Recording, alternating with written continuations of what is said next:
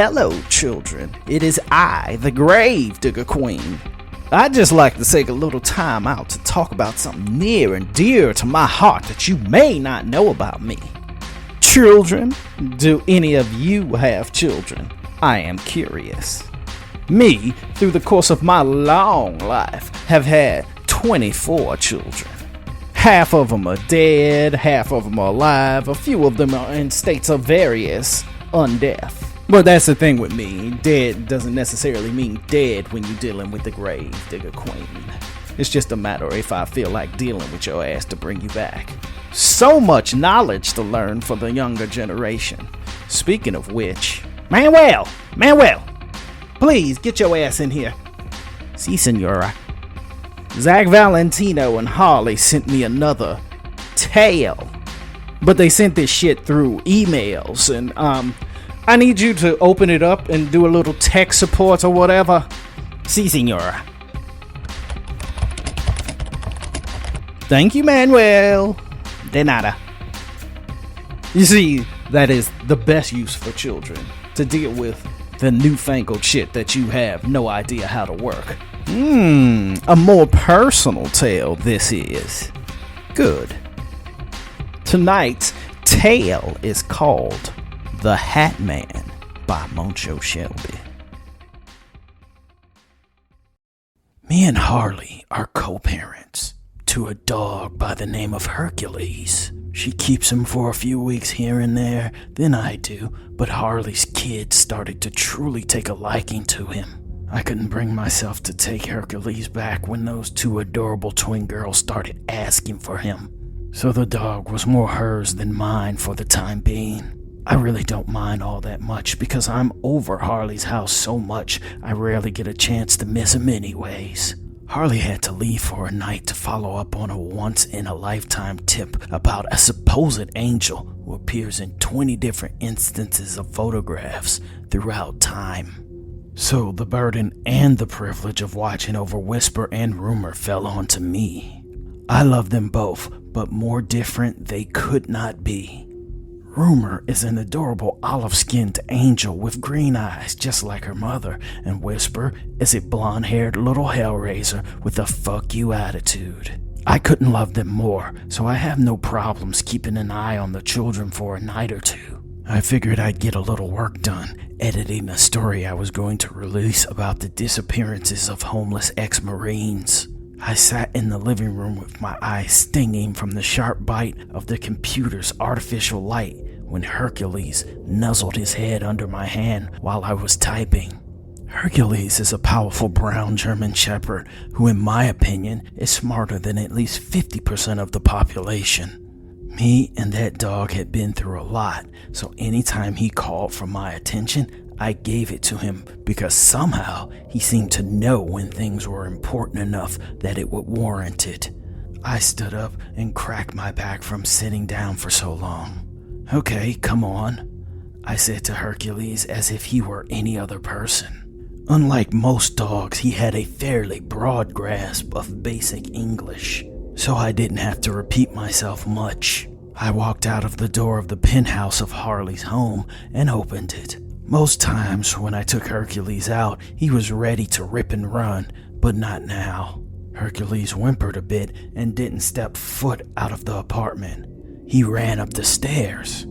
As he made it halfway up, he looked back to me as if to make sure I understood I should be following. Though it was 1 a.m, and even if the children were playing sleep, they would have actually fell asleep now. I should have thought to check on them before I went downstairs and handed Hercules off to Chuck the doorman, who took the dog for walks in emergency babysitting scenarios. I just didn't have the dad instinct drilled into my head, so I suppose if Hercules could talk and tell bad jokes, he'd have been a better father than me.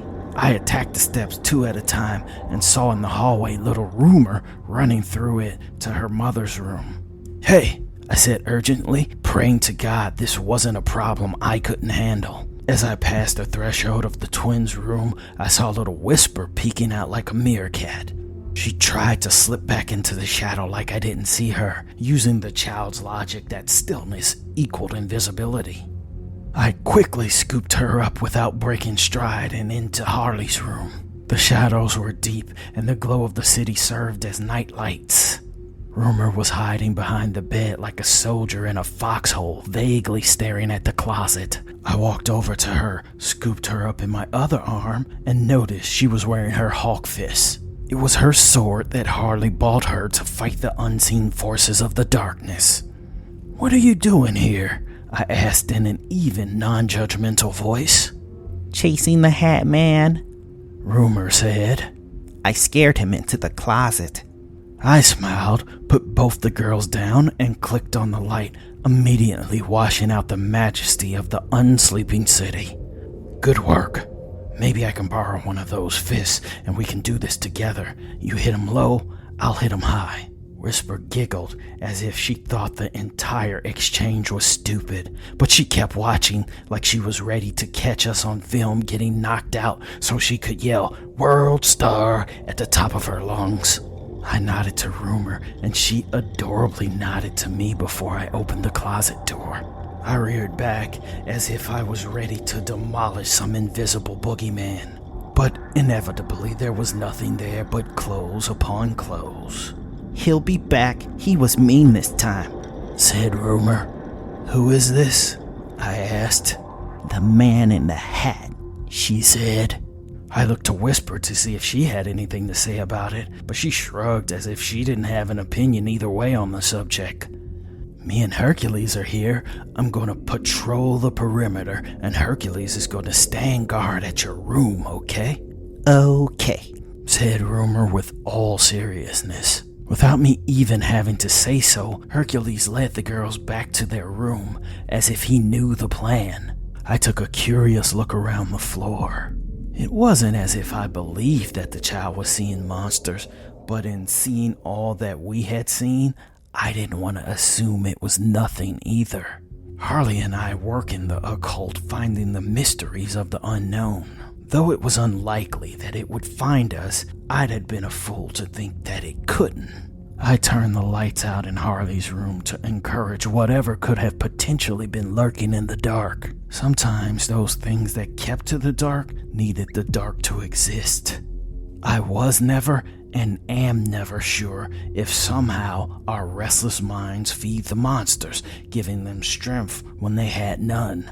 I rooted through the closet for a brief moment and realized how stupid an idea it was to deep dive through a woman's personal things.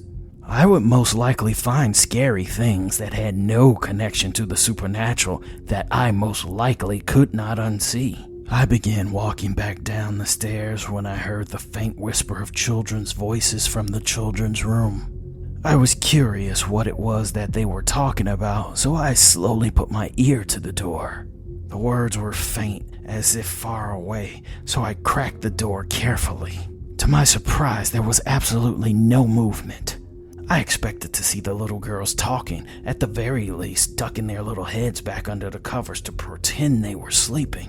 But instead saw both girls sleeping soundly, and Hercules raising his head up vigilantly to see why I was checking in. I slowly closed the door, but a part of me wondered, what if?